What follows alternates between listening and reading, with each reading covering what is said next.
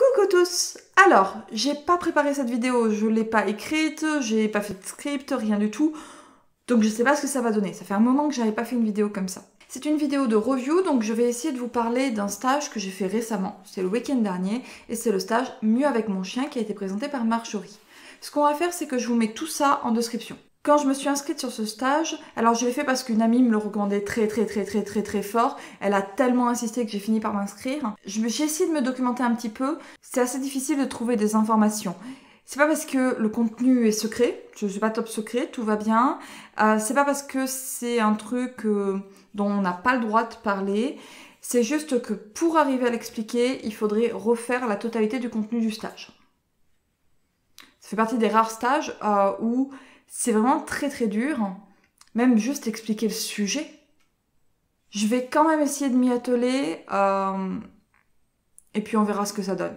Donc, c'est un stage sur 2 jours, le samedi matin on arrive, et là, la première matinée, c'était de la théorie. On était au courant, c'était de la théorie. C'était de la théorie sur les émotions, donc c'est un truc qui m'a plutôt bien parlé, j'ai bien aimé. Il y avait pas mal de schémas que je connaissais déjà ou que j'emploie déjà. Il y en a aussi quelques-uns que j'ai pas l'habitude de manier, donc c'était plutôt intéressant pour moi, j'ai pris beaucoup de notes. Puis dans l'après-midi, il y a encore un petit bout de théorie, enfin, dans mon stage j'avais encore un petit bout de théorie, avant qu'on passe à de la pratique.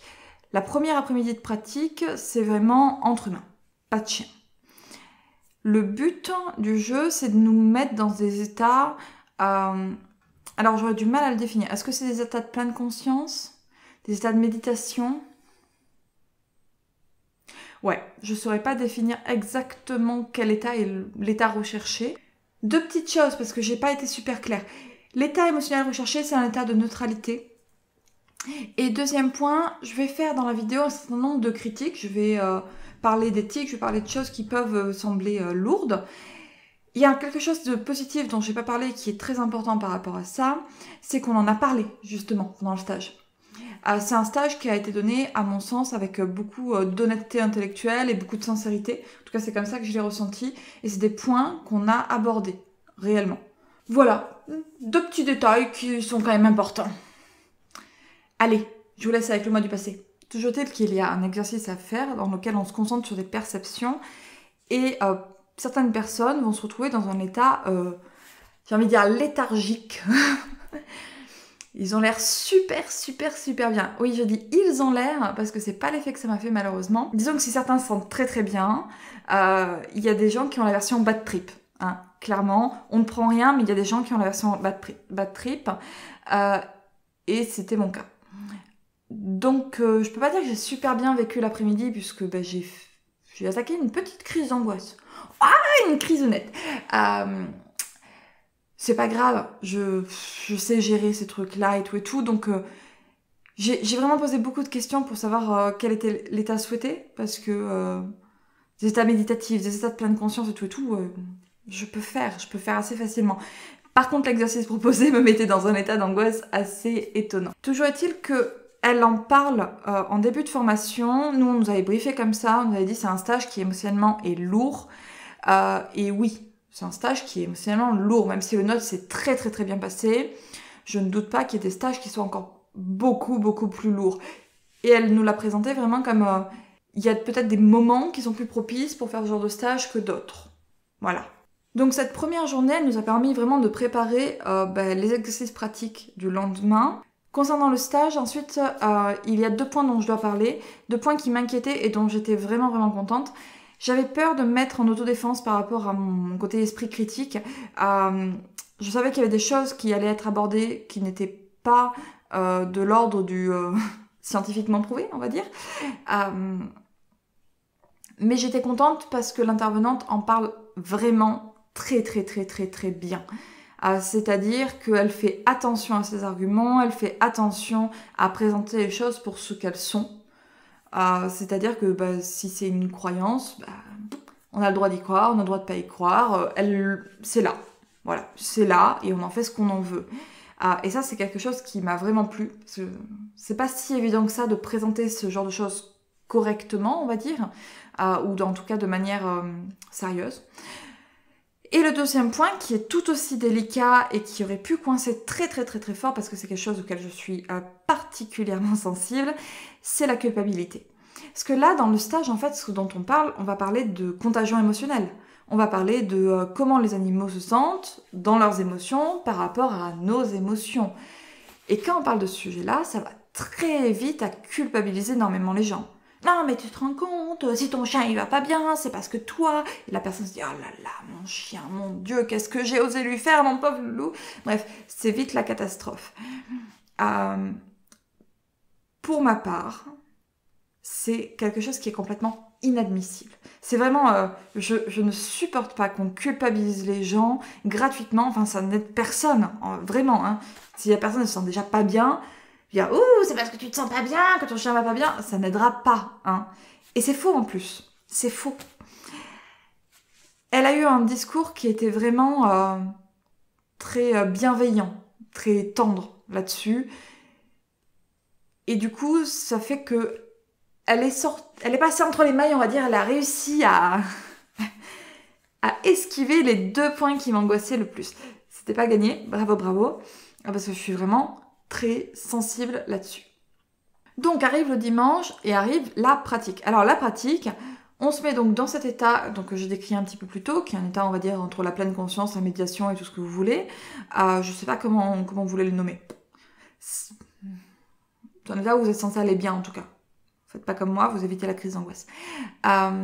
Et on met un chien dans la pièce avec... là, on était une dizaine de personnes qui se mettent du coup dans cet état-là. Où on est paisible. Et en fait, à ce moment-là, on va commencer à regarder comment le chien réagit.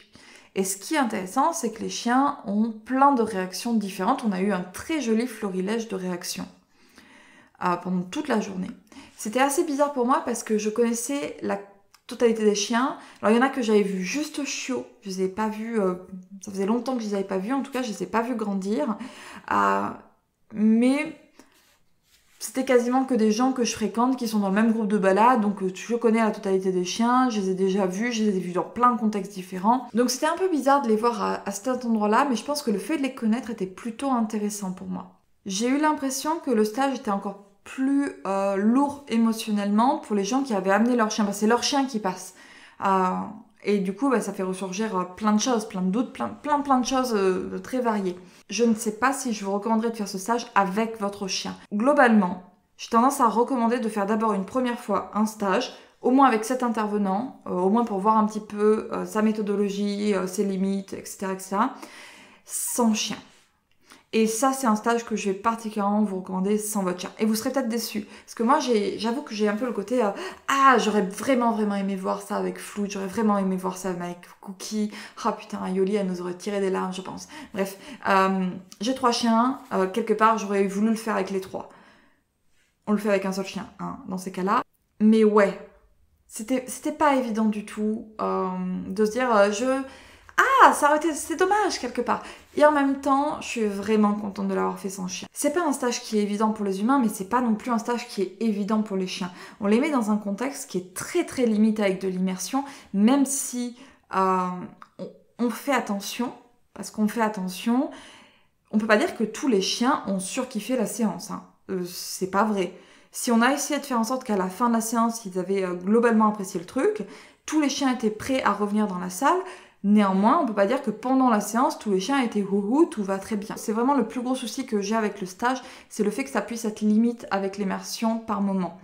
Et c'est vraiment par moment et c'est ponctuel. Et je vais dire quelque chose qui est pire que ça, c'est que on ne peut pas prévoir quels sont les chiens qui vont bien réagir et quels sont les chiens qui ne vont pas bien réagir. C'est-à-dire que les chiens qui ont l'air enjoués, qui aiment bien les gens, qui n'ont pas de soucis, qui peuvent rentrer dans les pièces bondées, eh bien, ils peuvent être mal à l'aise parce qu'on est calme. Bizarre, hein? Mais vraiment, ils peuvent être vraiment pas très bien parce qu'on est calme. Alors attention, je suis pas en train de vous dire que c'est tout pourri et qu'il faut jamais y aller, etc. Non, je pense que c'est une piste qui est super intéressante. Je le dis surtout parce que c'est au moment de le reproduire. Suivant comment vous le reproduisez et tout, attention.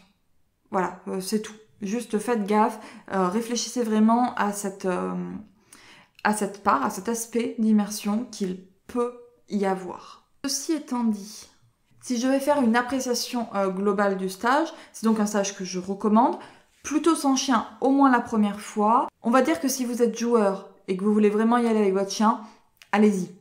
Il n'y a rien de catastrophique. Elle l'a dit pendant notre session, je vous le redis parce que c'est très important pour tous les stages. Vraiment pour tous les stages où vous y allez avec vos chiens, à n'importe quel moment, vous êtes en droit de dire « Stop, temps mort, on s'arrête ». Vous sortez votre chien et il n'y a aucun souci. L'intervenant n'a rien à vous dire. Vous êtes là pour la sécurité de votre chien. Il n'y a que vous qui pouvez l'assurer au quotidien. Donc vraiment, si vous ne le sentez pas, vous arrêtez tout. Fin. C'est pas dramatique. C'est vrai pour ce stage, c'est vrai pour tous les stages. Si vous êtes un peu joueur et que vous voulez aller sur un stage, ou même si vous connaissez cet intervenant et vous n'êtes pas bien par rapport à ce que vit votre chien, vous arrêtez tout et vous sortez votre chien de là. Tout va bien. Vous êtes vraiment dans votre bon droit. Je sais que ça peut être stressant à faire, vous se dire oh là là et tout et tout. Moi aussi, quand je suis dans un stage comme ça, j'ai tendance à essayer de me taire et à essayer de... Je m'en remets à la personne. Voilà, vraiment. J'essaye de la laisser faire son truc. Mais en vrai, si vous le sentez pas, si vous, à un moment vous vous sentez vraiment pas bien, vous avez le droit de couper. Surtout si c'est pour votre chien. N'hésitez pas. On dirait que j'essaye de finir sur une mauvaise note, alors que franchement... C'est l'un des meilleurs stages que j'ai vu, que j'ai suivi depuis... Je réfléchis. Parce que c'est bizarre, parce que là c'est à chaud, donc à chaud on peut s'emballer un peu et tout. Mais là maintenant tout de suite, j'ai l'impression, j'ai la sensation que c'est le meilleur stage pour moi depuis que j'ai commencé à faire des stages. Oui, vous pouvez me dire que je suis très critique pour le meilleur stage que j'ai jamais suivi. Donc ouais. Je crois que c'est un stage qui m'a vraiment pas mal remué. Et si je suis critique dessus, c'est parce que j'essaye de prendre du recul sur ce que j'ai noté, sur ce que j'ai vu. Mais vous y trompez pas. Si on me demande de recommencer demain, de resuivre 2 jours demain, j'y vais. J'annule mes clients, j'annule tout et j'y vais. Ouais, vraiment. Pourtant, à mon sens, pour moi, personnellement, il n'y a rien de très révolutionnaire. Dans le sens où, là, on s'intéresse vraiment à l'émotion. S'intéresser à l'émotion, c'est la base de ce que je fais déjà. Il y a beaucoup de choses où elle prêchait une convertie, très sincèrement. Mais ça reste ultra pertinent. Ça reste ultra intéressant et ce serait intéressant de le refaire et de le refaire avec plein de chiens différents. J'ai aucun doute là-dessus. Il y a vraiment que du côté de l'équitique où ça peut être un peu compliqué pour moi. Mais c'est le même problème que quand je vais à la SPA et je reste devant une grille. Même si le chien, il a X mètres derrière pour partir, il est néanmoins coincé dans un parc et moi je suis devant la grille. Même s'il a des zones où il peut se cacher, même s'il peut s'éloigner, même si, je suis quand même là. J'aurais ravie de savoir en commentaire pour ceux qui ont suivi le stage, ce que vous en avez pensé. Est-ce que c'est un stage que vous referiez? Est-ce que vous y emmèneriez vos chiens ou pas? Je serais ravie qu'on discute de l'aspect éthique, qui est pas du tout évident. Parce que là, on devient très pointilleux quand on parle d'éthique sur l'émotion. En général, on va parler d'éthique sur des choses qui sont beaucoup plus costauds. Là, on parle d'éthique sur comment se sent le chien. Et est-ce qu'on peut garantir qu'à n'importe quel moment, il se sente bien? Bon, là, non, on peut pas du tout le garantir. On peut pas non plus promettre le contraire. On n'essaye pas du tout de le mettre en difficulté. Néanmoins, tous les chiens ne se sentent pas bien. Mais c'est le cas dans la majorité des choses. Donc ça pose des questions éthiques qui sont, je pense, intéressantes. Et pour ceux qui n'ont pas suivi le stage, je pense que ma review est quand même très nébuleuse. Je suis pas sûre que tout le monde ait compris ce dont on parlait ou de ce dont on a fait, mais j'espère que vous avez au moins compris que c'était un stage qui était intéressant et qui peut être important. Je pense que c'est le genre de stage qui peut bouleverser vraiment des approches, des manières de voir le chien et des manières de faire. Vraiment. Voilà. Je vous dis à bientôt.